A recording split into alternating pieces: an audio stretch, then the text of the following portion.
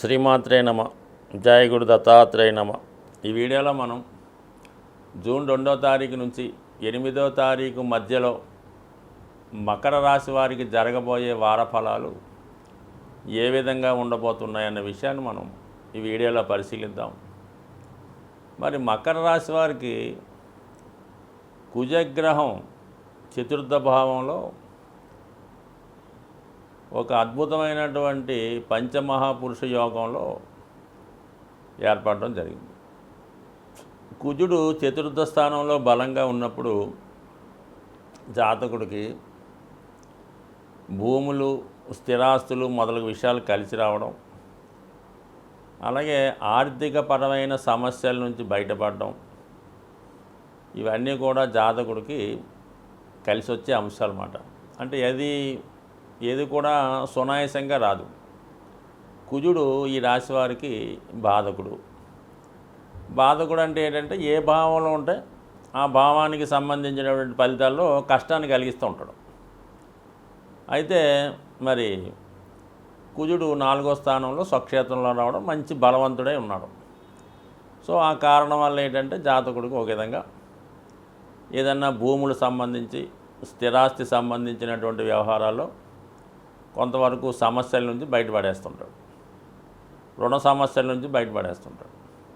అయితే ఏదో ప్రయత్నం చేయడం వల్ల జరుగుతూ ఉంటుంది. అంటే కుజుడు 4వ స్థానంలోకి రావడం వల్ల ఇది శత్రుగ్రహం కదా. జాతకుడికి ఉన్నటువంటి ఏదైనా భూమో, స్థిరాస్తో, ఇల్లో, ఆస్తో అది అమ్మడం కానీ, అది హామీగా పెట్టి తాకట్టు పెట్టడం కానీ, అలాగా వచ్చిన ధనంతో మరి ఏదైనా రుణం తీర్చడం జరుగుతూ ఉంటుంది. లేనప్పుడు ఏదన్నా ఇల్లు కొనుక్కునే ప్రయత్నంలో అప్పు చేసి అలాగే చేసి తప్ప కలిసి అయితే రాదు. ఎందుకంటే మరి కుజుడు ఈ రాశి వారికి బాధకుడు అవడం వల్ల సమకూరుస్తాడు కానీ ప్రయత్నపూర్వకంగా చేయి ఉంటాడు. మరి 4వ స్థానంలోకి వచ్చాడు కాబట్టి ఒకటి పోగొట్టుకుంటే ఒకటి వస్తూ ఉంటుంది. తనకున్నటువంటి ఆస్తి భాగం వదులుకొని వేరే ధనం తీసుకొని అలా కొనుక్కోవచ్చు. మొత్తం మీద మాత్రం ఈ మార్పిడి జరుగుతుంది, కొంత ఫేవర్ జరుగుద్ది చివరికి. ఇంకా ఈ వారంలో ప్రత్యేకత ఏంటంటే మరి 4 గ్రహాలు 5వ స్థానంలో రావడం జరిగింది. ఇవి ఖచ్చితంగా జాతకుడు యొక్క వృత్తి మీద ఎక్కువ ప్రభావాన్ని చూపిస్తుంటాయి. అంటే దశమ స్థానానికి పంచమ స్థానం, అష్టమ స్థానం కాబట్టి పంచమ స్థానంలోకి వచ్చినటువంటి ప్రతి గ్రహం కూడా వృత్తి స్థానం మీద ప్రభావాన్ని చూపిస్తుంటాయి. సో ఇక్కడ ముఖ్యంగా శుక్రుడు దశమాధిపతి, అలాగే పంచమాధిపతి, లగ్నానికి యోగకారకుడు స్వక్షేత్రంలో ఉన్నాడు. అంటే జాతకుడు తన వృత్తి యొక్క అభివృద్ధి కోసం చేసే ప్రయత్నం ఫలించే అవకాశం ఉన్నది. సో అలాగే మరి గురువు పంచమ స్థానంలోకి వస్తున్నాడు. వ్యయాధిపతిగా, తృతీయాధిపతిగా ఉన్నటువంటి గురువు బుధ, శుక్ర, రవిగ్రహాలు 5వ స్థానంలోకి రావడం వల్ల మరి ఈ సమయంలో ప్రభుత్వ ఉద్యోగులు ఎవరైనా ఉంటే వాళ్ళకి కంపల్సరిగా అనుకోని ట్రాన్స్ఫర్లు, ఉద్యోగంలో మార్పులు, కంపల్సరీగా ఏదో ఒక చేంజ్ వాళ్ళ యొక్క ఉద్యోగంలో ఉండే అవకాశం ఉంది. అలాగే షార్ట్ టర్మ్గానైనా సరే వివాహ సంబంధించిన విషయంలో ఒక నిర్ణయానికి వచ్చే అవకాశం ఉన్నది.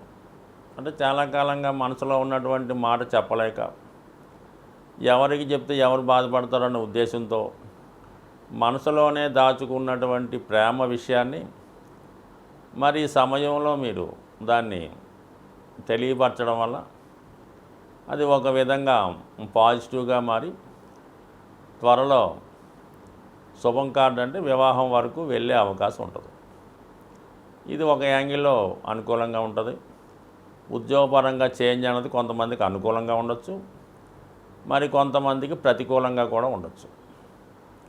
సో అలాగే ఏంటంటే విద్యా సంబంధించిన విషయాలు ఎక్కువగా విద్యకి బుధుడు, రవి కలిసి ఉన్నప్పుడు బుధాదిత్య యోగం ఏర్పడుతుంది. ఆ యోగం ఉన్న జాతకుడు ఎక్కడ ఎంత మారుమూల ప్రాంతంలో పుట్టినా కూడా ఏదో ఒక విద్యలో బాగా ప్రావీణ్యాన్ని సంపాదిస్తుంటాడు. ఒక విధంగా దాన్ని నిపుణ యోగం అని కూడా అంటూ ఉంటారు. మరి ఈ కారణం వల్ల జాతకుడు మంచి టాలెంట్ పొందుతూ ఉంటాడు. మరి బుధుడు, శుక్రుడు కలిసి ఉంటే అది ఖచ్చితంగా ఉన్నత విద్యా యోగం అవుతుంది. అంటే ఇంచుమించుగా పీజీ వరకు ఎడ్యుకేషన్ నడుస్తుంటుంది.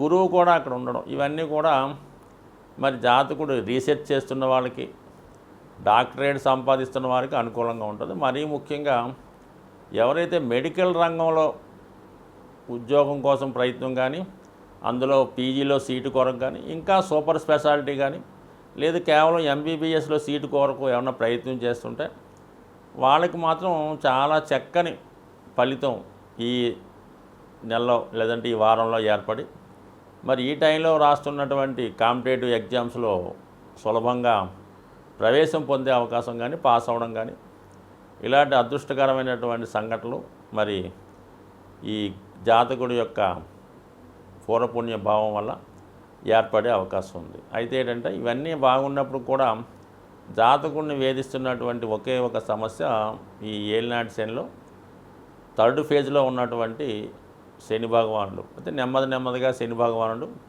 తన యొక్క మూమెంట్ ముందుకు తీసుకెళ్తూ మరి చివరి నక్షత్రం అయినటువంటి అంటే శతభిషం తర్వాత పూర్వభాద్రలో ప్రవేశించడం, మరి గురువు యొక్క ఫలితాలు ఇస్తూ జాతకుడిని ఉన్నత శిఖరాల వైపు తీసుకెళ్లే ప్రయత్నంలో గురు భగవానుడు మీ సహకరిస్తున్నాడు. కాబట్టి ఖచ్చితంగా మరి మీ సక్సెస్ అతి త్వరలో వచ్చే అవకాశం ఉంది.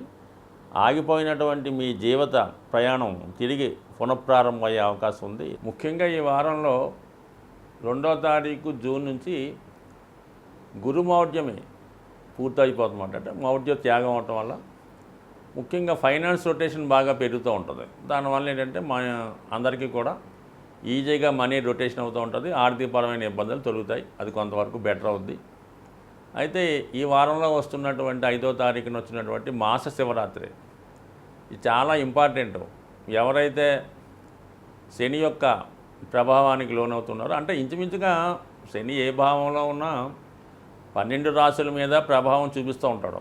ఉన్న రాశి, వెనక రాశి, ముందు రాశి, తన దృష్టి, అలాగే ఇంచుమించుగా అందరికీ కూడా ప్రభావం ఉంటుంది. కాబట్టి మరి ఈ రాబోయే మాస శివరాత్రి రోజు శివుని యొక్క అనుగ్రహం కోసం శివాలయంలో ఉన్నటువంటి నవగ్రహాలకి విధి విధానంగా పూజ చేయడం, వారిది అదే సమయంలో శివునికి కూడా అభిషేకం చేసుకొని ఆ రోజు చాలా నియమంగా ఉండడం వల్ల కంపల్సరీగా మీకు శని యొక్క అనుగ్రహం లభిస్తూ ఉంటుంది.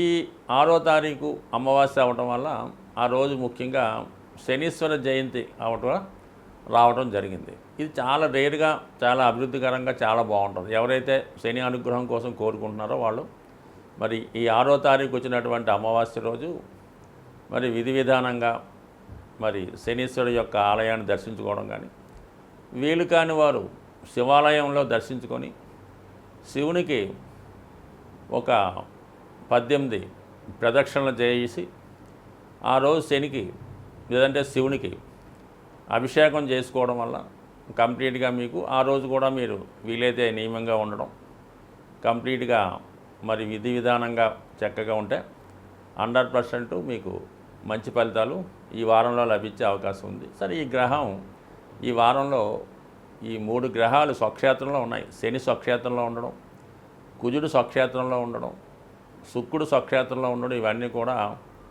మరి ఇది కామన్గా అందరికీ కూడా వృత్తిపరంగా, వ్యాపారపరంగా, ఆర్థికపరంగా అభివృద్ధి రావడం వల్ల చాలా వరకు మరి ఫైనాన్స్ రొటేషన్ పెరుగుతుంది. కాబట్టి జాతకులకి అందరికీ కామన్గా ఆర్థికపరమైనటువంటి ఇబ్బందులు తొలుగుతాయి. అయితే ఖర్చులు కూడా అలాగే ఎక్కువగా పెరుగుతూ ఉంటాయన్నమాట. ఏదో ఒక అవసరం నిమిత్తం జాతకులు తన స్థాయిని మించి ఖర్చులు పెడుతూ ఉంటారు.